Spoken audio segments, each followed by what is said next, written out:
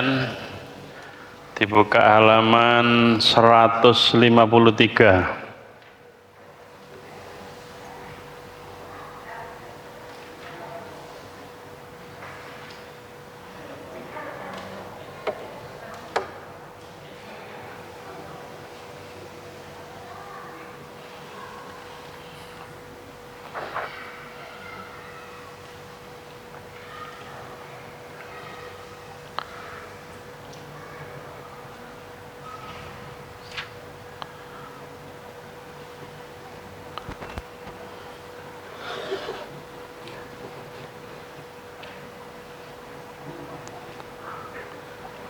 Halaman 153. Bismillahirrahmanirrahim.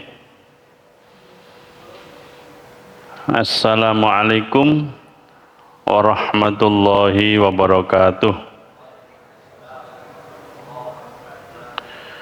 Alhamdulillah wa syukurillah, wala hawla wala quwata illa billah. Ashhadu an la ilaha illallah wahdahu la syarikalah, wa ashhadu anna muhammadan abduhu wa rasuluh. Amma ba'du. Bab 5,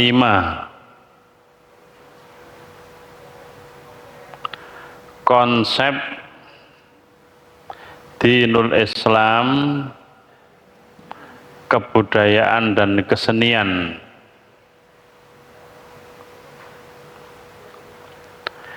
Pembagian kebudayaan menurut Islam. Islam adalah rahmat. Islam datang untuk membawa manfaat dan maslahat bagi manusia. Dalam waktu yang sama, Islam datang untuk menghindarkan mereka dari segala madharat atau bahaya dan kerusakan. Oleh karena itu, tidak heran jika Islam perlu meluruskan dan membimbing kebudayaan yang berkembang dalam masyarakat demi kemajuan yang sesuai dengan ketinggian derajat manusia itu sendiri. Melihat kebudayaan yang ada dan berkembang di masyarakat, kebudayaan bisa diklasifikasikan menjadi 3 kategori. 1. Kebudayaan yang diakui syariat.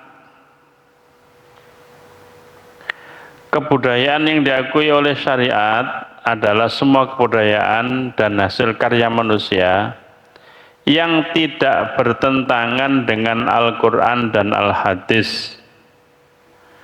Kebudayaan tersebut diterima,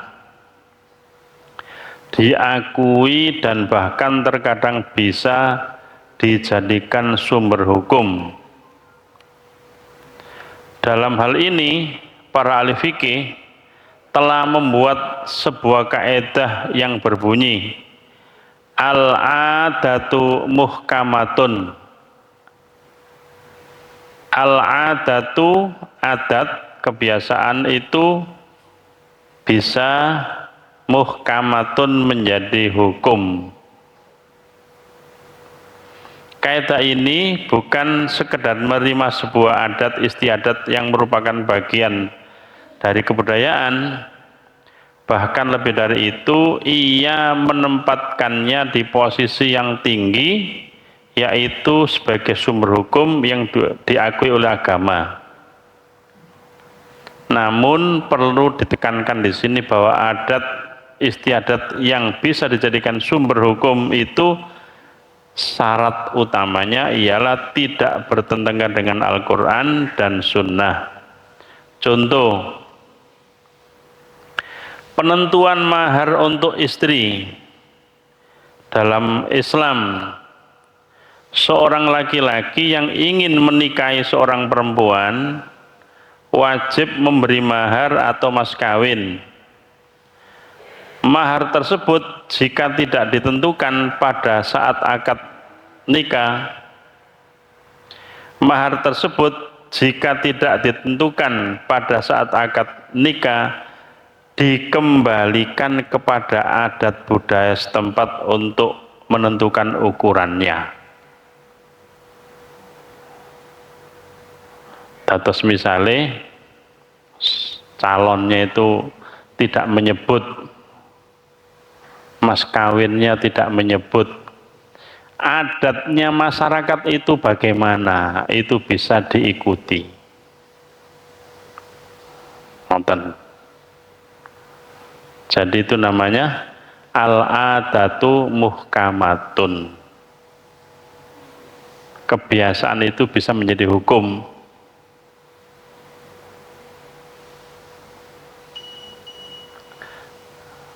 Nek ten Lamongan mayoritas kayak nopo? Heran gitu yang Gresik heran. Nek rabi ambek wong Lamongan heran.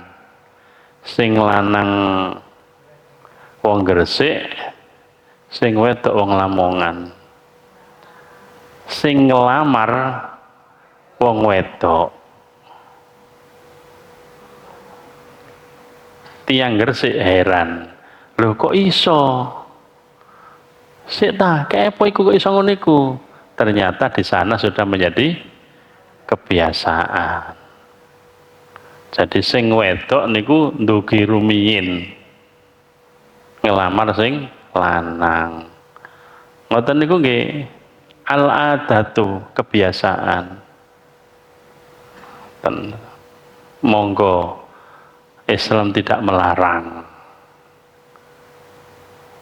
Terus ditoto aja ngono. Sing lanang sing njaluk dhisik ya monggo, tapi itu bisa dijadikan sebagai apa? Kebiasaan. Itu. Besarannya di dalam mahar itu Rasulullah pernah apa? Rasulullah pernah melamarkan sahabatnya dengan pakai apa? Sandal. Mas kawinnya sandal. Sampeyan gelem, Bu? Misalnya biyen wae arepe rabi bojo sampean tak lamar mas kawinnya nggae sandal ya.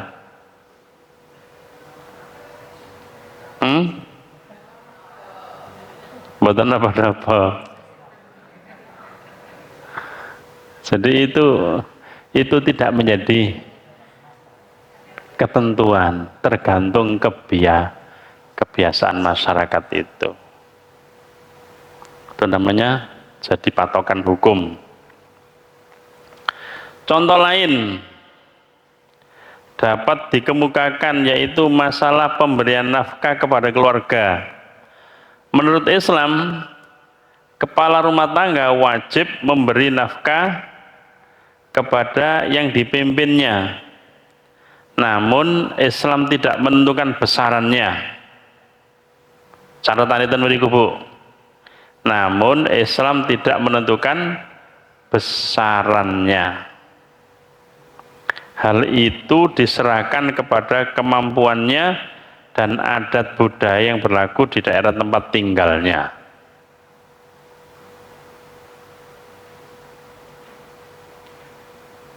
Kayak napa ngoten niku?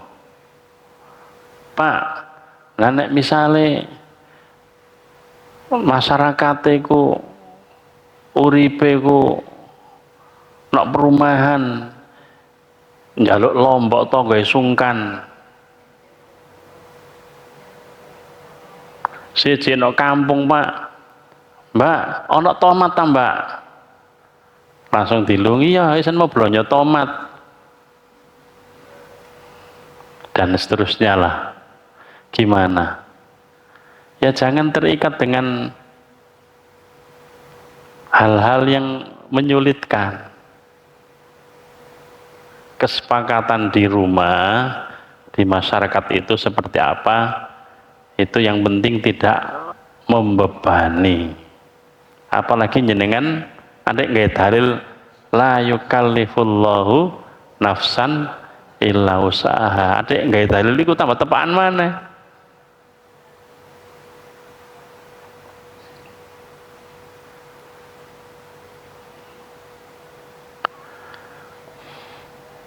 Nah, perkara begini nih biasanya ibu-ibu niku luwe pinter. Luwe pinter. Lho kok pinter, Pak? Lho sampai ono kejadian iso nabung, iso gawe pergi haji. Padahal susuke blonjo. Takoki mari mulai haji takoki. Mbak, sampean kok iso ya? Kene-kene aku iku yo saking kepingine berangkat haji waktu turun daftar tunggu. Ben mari blonjo tak celengi, ben mari blonjo tak celengi. Suwe-suwe yo akeh. Nang blonjoi piro? Blonjoi padha mek sampean-sampean niku ya iwak pindang. Ya berasnya padha wae. Mangan ya biasa, Pak. Biasa, Pak.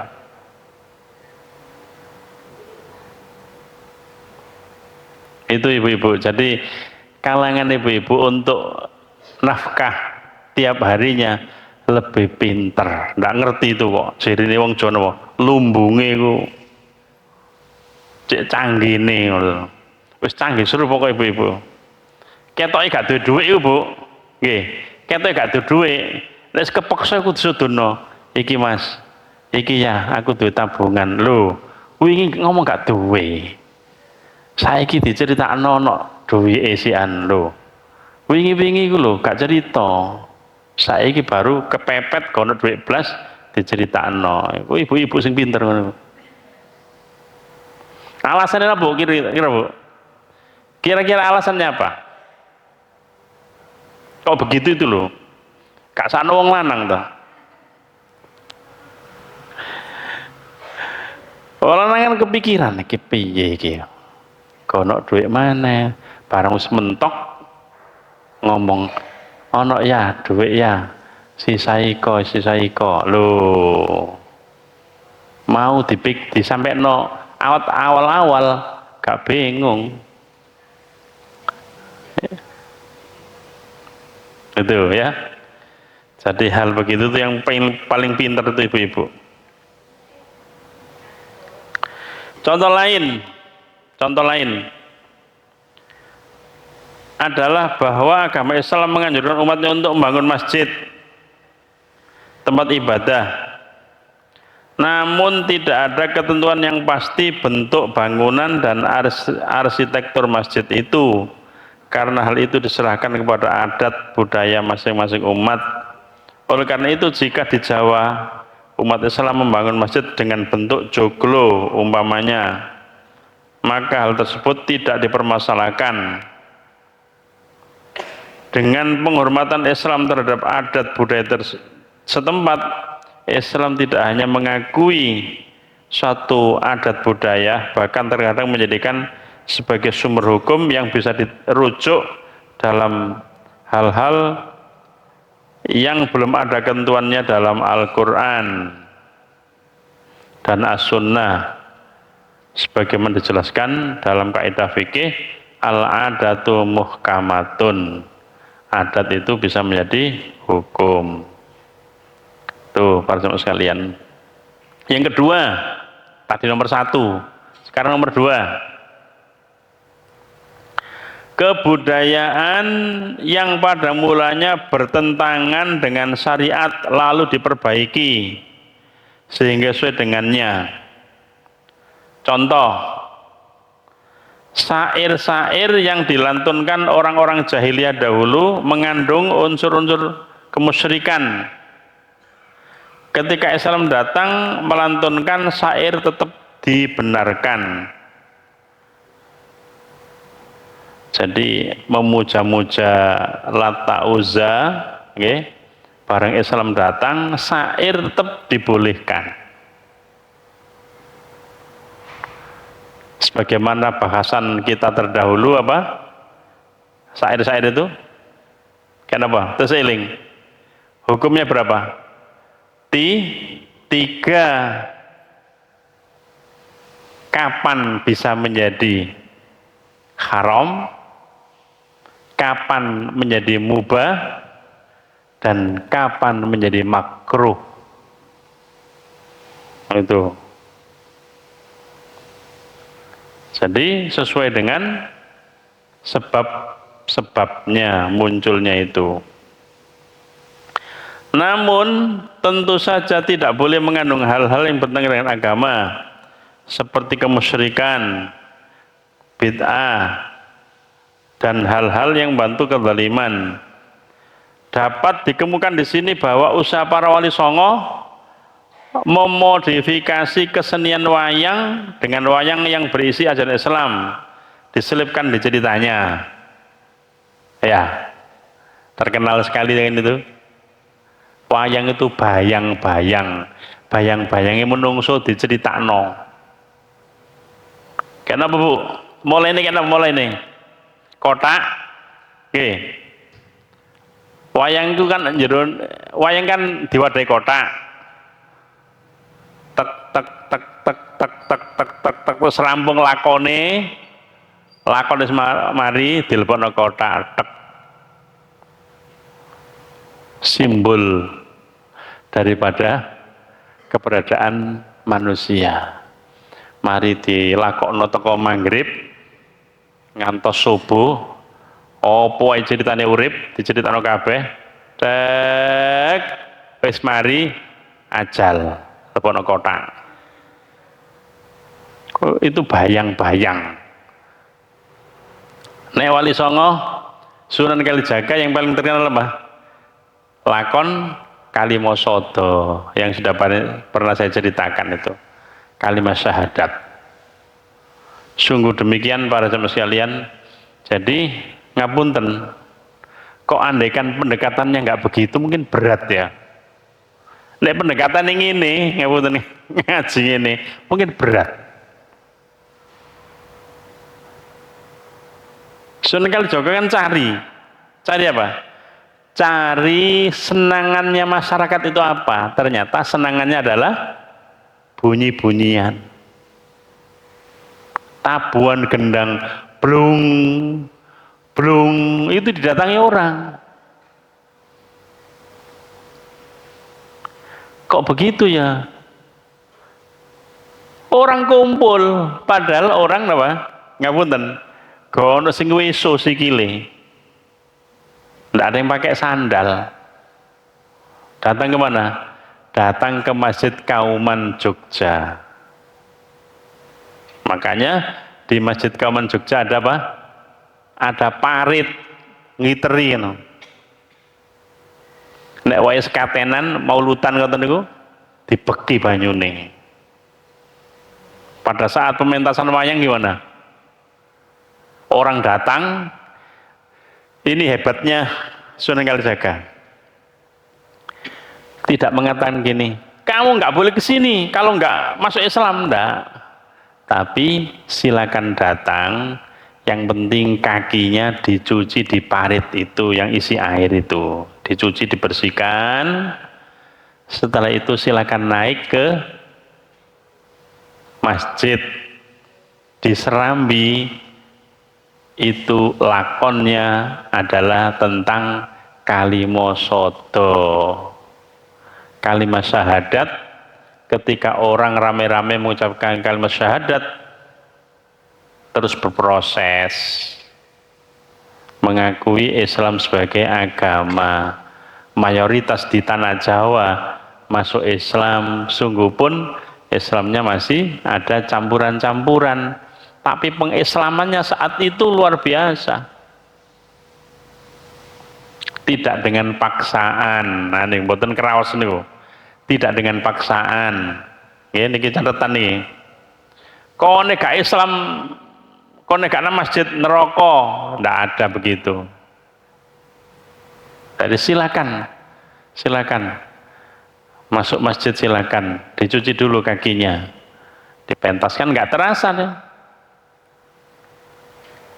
Ternyata ujung-ujungnya Sunan Kalijaga mengislamkan orang Jawa yang asalnya Hindu Buddha itu.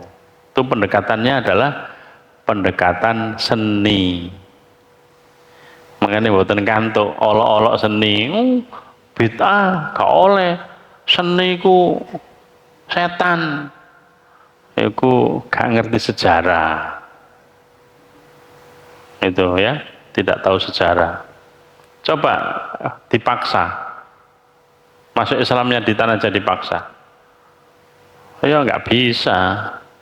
Saat itu belum siap. Mirip-mirip apa? Terseling. Bapak-bapak yang sepuh mirip-mirip apa? Umat Islam belum siap pakai undang-undang negara Islam. Masumi belum siap dengan masyarakatnya saat itu. Coba saat itu masyarakat sudah siap. Ya Masumi luar biasa.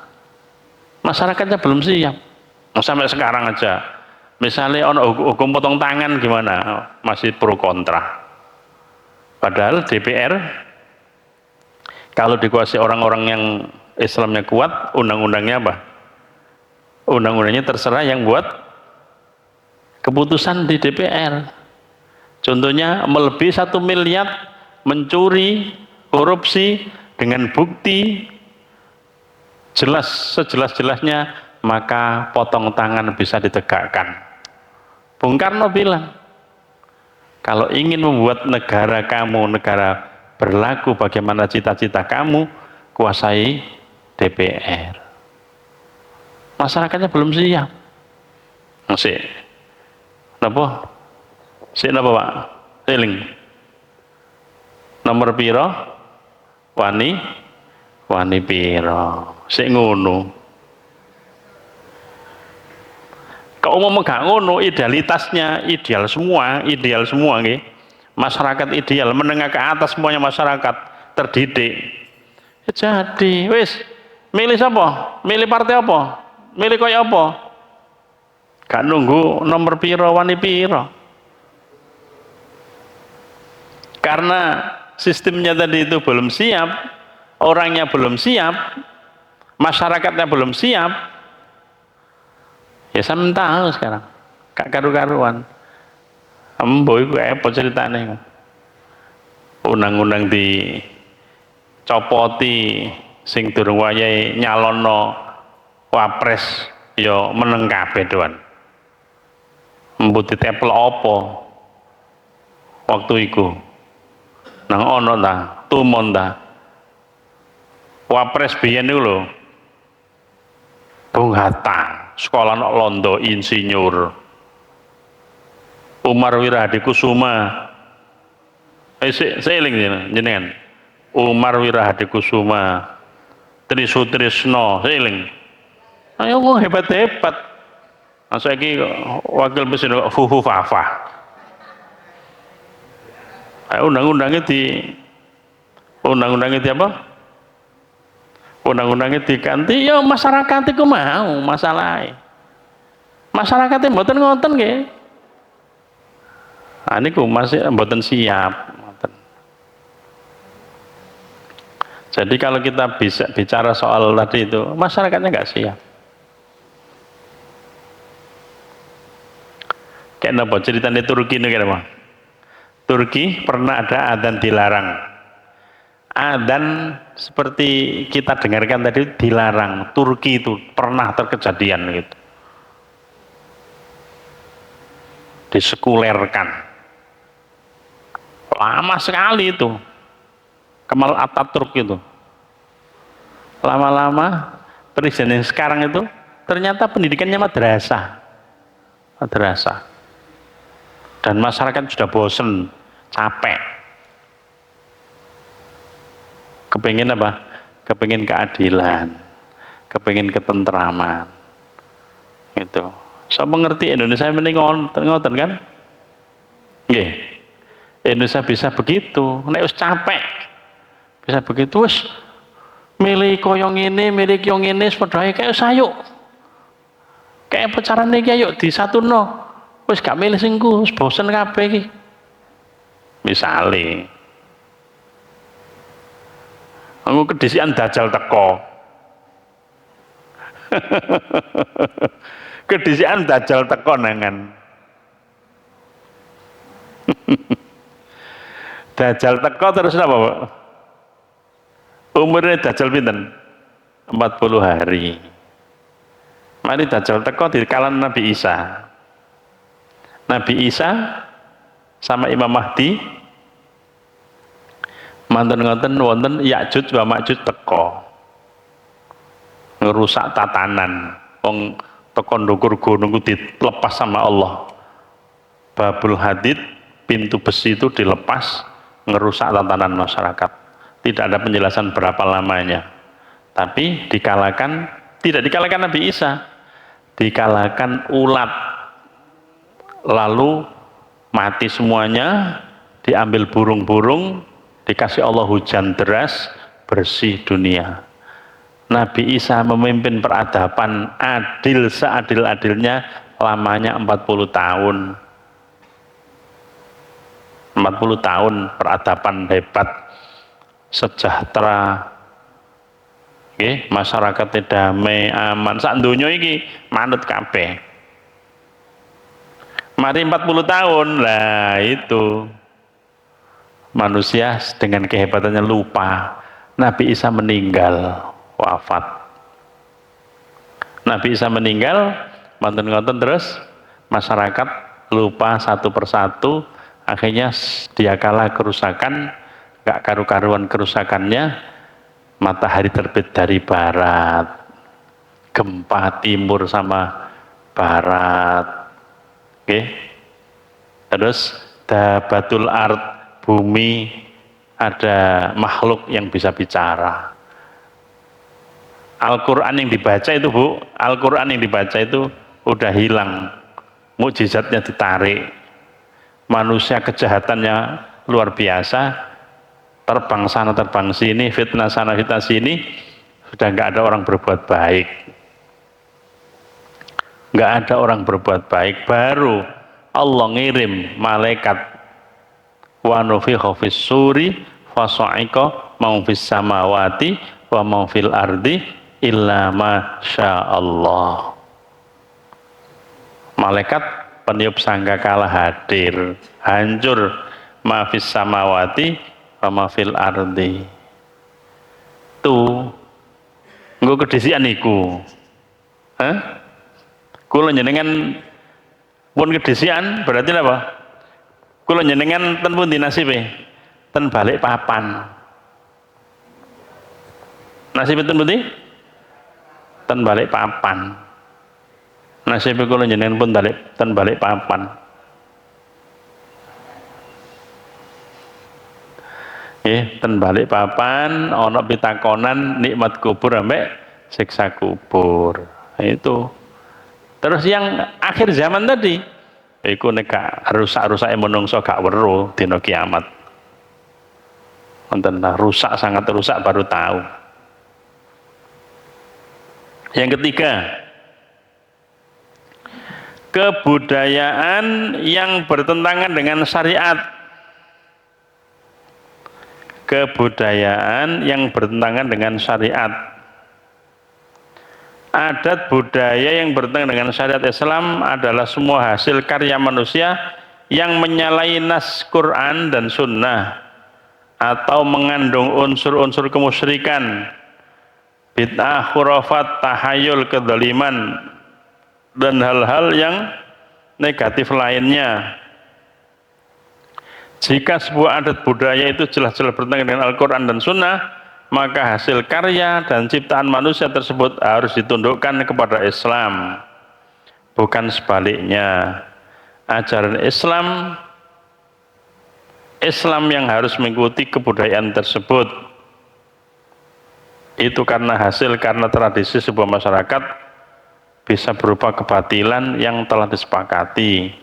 Sementara nas-nas syariat yang terbukti keasliannya tidak mungkin mengandung unsur kebatilan.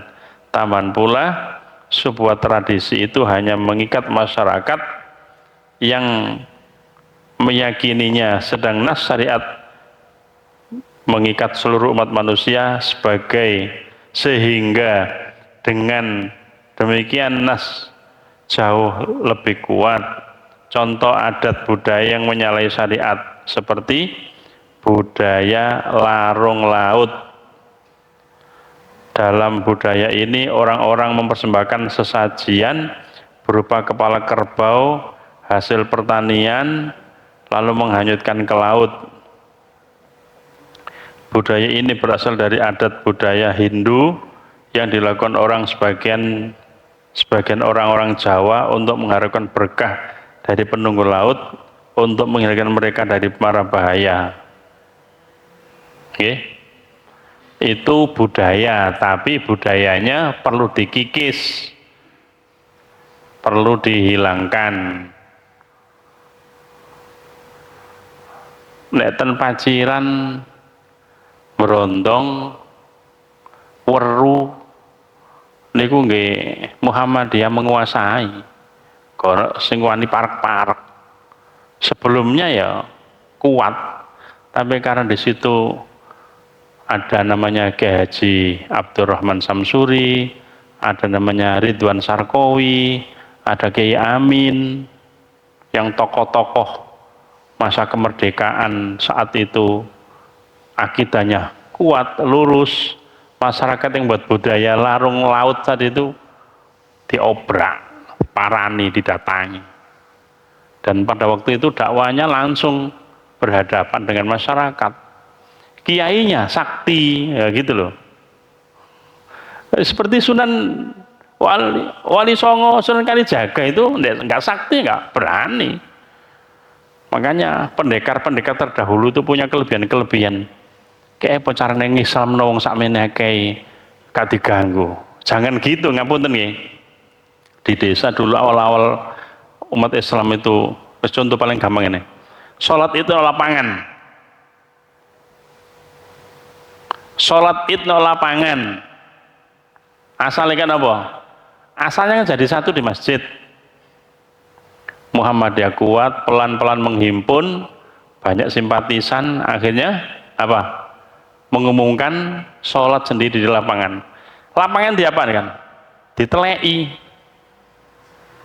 Lapangan sudah disiapkan itu, dikirimi kotoran manusia. Iku ono pendekari. Sapa sing wani?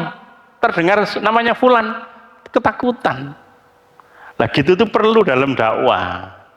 Ojo terus nek ono apa-apa, ojo wani, ojo nyebut-nyebut jenengku. Ya rok-rok ono ae.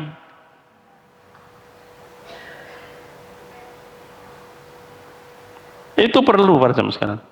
Jadi kiai-kiai terdahulu itu punya linuwih.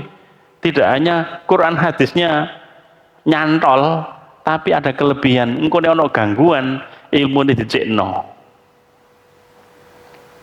Sehingga sing nate kula sampaikan eling. Eling mboten, Bu? Wa ma ramaita id ramaita walakinnallaha rama waliyubliyal mu'minina minhu bala'an hasana. Kaya apa iku, Pak? Nek ono wong gak seneng sampean, sampean waca bendina ben mari salat, pisan ping pitu ben mari salat sak lawase urip. Nek ono wong sing gedhing ambek sampean langsung balik. Iku ilmune kiai-kiai paciran niku. Kula mondok ten mriko. Pak Yai, kayak napa carane nek diganggu tiang niku saged balik. Wacon Al-Anfal ayat 17. Kayak napa bunyine? Wa ma ramaita id ramaita walakinallaha rama wal yubliyal mu'minina minhu bala'an hasana. Peristiwa apa niku? Peristiwa perang Badar. Nabi digegemi ambek malaikat Jibril pasir sawat nangin. Bukan kamu yang melempar, tapi Allah yang melempar. Bukan kamu yang membunuh, tapi Allah yang membunuh. Lho ngono-ngono duwe. Gak koyo balik saiki. Oh, gak duwe. Gak mempelajari hal gitu. Nek kena jin jaluk diruqyah. Padahal kelasnya apa? Kelasnya ustad. Kelasnya ustad, kelasnya mubalek ternama. Barang kena sihir jaluk napa? Aku kena gangguan be, gak iso turu. Nang piye? Aku ruqyan. Nah, kalau dia dirinya hebat bisa meruqyah dirinya sendiri. Gak nunggu napa?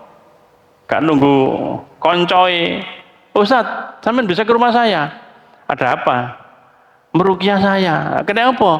Gak seturu. Nah, itu harus punya. Harus punya. Di dalam berdakwah itu perlu gitu. Apalagi dulu ya. Apalagi dulu. Dulu ya ngapunten. Apalagi sampean di Muhammadiyah, apa ingin purifikasi, ingin apa kembali kepada Quran dan Sunnah, kemudian ada kesyirikan-kesyirikan di sana sini, dibenci orang banyak, dimusuhi. Nek gak duwe perisai gimana? Kalau nggak punya perisai, serang, des. Apa ya? Gonang rumah sakit, jadi dokter ya nama, nggak ada penyakitnya ini.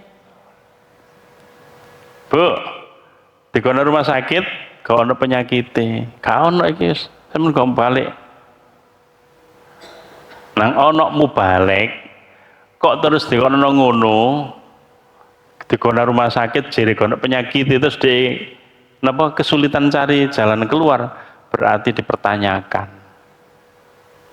Kudune iso ngatasi awake dhewe. Ngoten. Kenapa? Surat apa? Terus sing ibu-ibu yang masih mengamalkan wa ma romaita id romaita walakinnallaha roma wal yubliyal mu'minina minhu bala'an hasana wa ma romaita id romaita walakinnallaha roma wal yubliyal mu'minina minhu bala'an hasana. Ono balik mbu cepet buka tergantung awake. Itu angel-angel. Itu namanya syariat seperti budaya yang larung laut. Dalam budaya ini orang mempersembahkan sesajian berupa kepala kerbau dan hasil pertanian lalu menghanyutkannya ke laut. Budaya ini berasal dari adat budaya Hindu yang dilakukan oleh sebagian orang Jawa untuk mengharap berkah dari penunggu laut dan menghindarkan mara bahaya. Itu dulu begitu dulu. Apakah sekarang masih ada? Bu, apakah sekarang masih ada yang begini tadi? Ada. Di mana? Di daerah tertentu yang di situ memang dakwah amar ma'ruf nahi mungkarnya tidak jalan, takut. Niku lho ngomongi. Ojo melu-melu. Jarno. Kak melu-melu jarno akhirnya napa? Dosa di situ itu tumpuk-tumpuk, suatu saat nek ana musibah gede. Ojo ngersolo. Dan pasti dikasih musibah pasti. Itu. Dhaharal fasadu fil barri wal bahri bima kasabat aydin nas.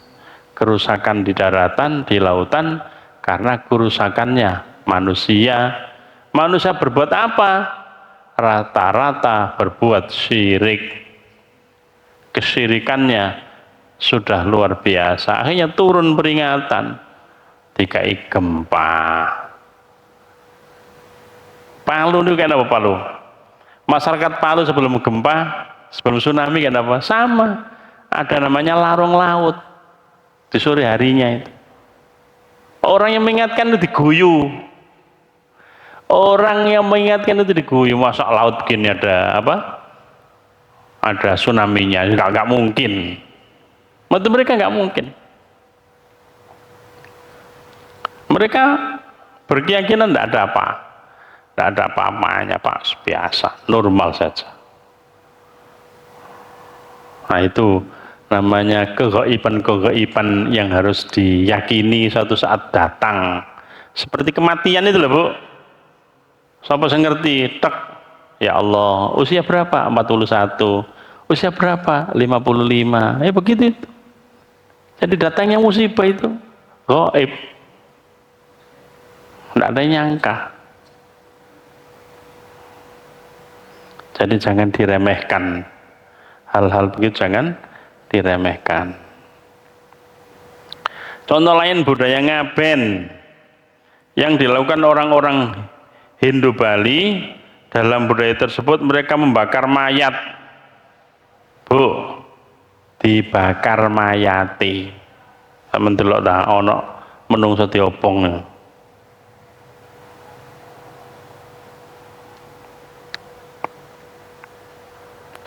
Dibakar mayatnya. Setelah itu habis itu apa? Upacara besar-besaran dengan kepercayaan yang orang yang meninggal dapat masuk nirwana. Dengan upacara tersebut budaya ini jelas-jelas bertentangan dengan syariat Islam yang mewajibkan kita menghormati mayat, mengharamkan kita usik, melukainya, apalagi membakarnya. Kenapa, Bu? Hadisnya kenapa? Siapa yang menyakiti mayit sama dengan menyakiti ketika hidup. Kok diopong? Nah, itu contoh adat budaya daripada mereka yang bertentangan dengan agama Islam. Kalau tadi ada yang sesuai, ada yang memang caranya masuk Islam itu pakai pendekatan budaya. Kalau ini betul-betul bertentangan.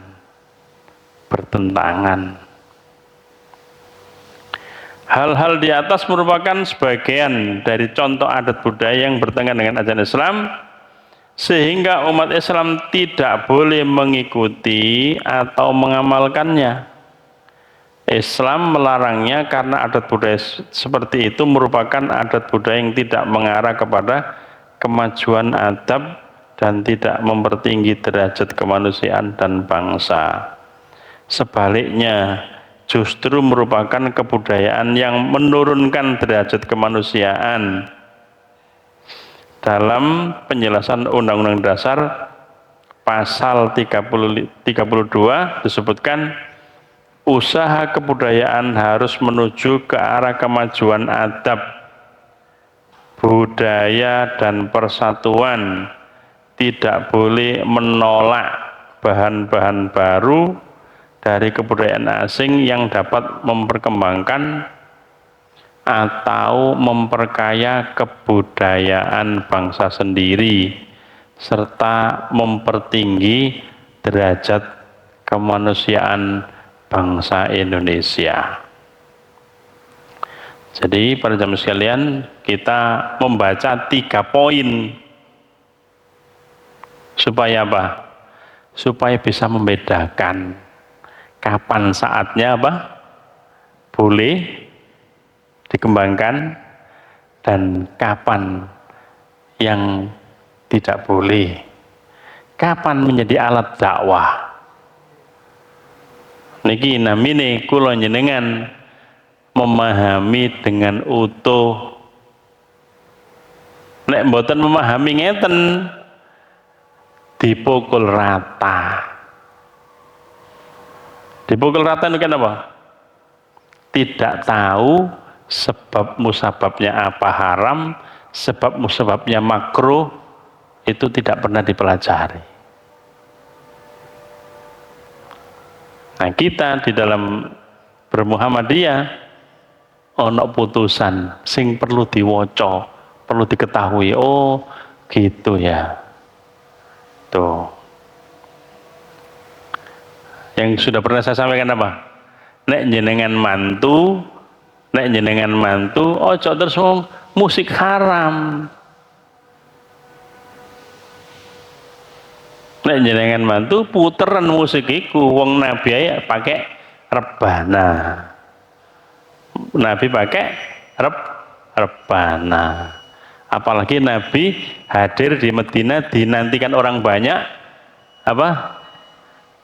Tala'al badru alaina Terus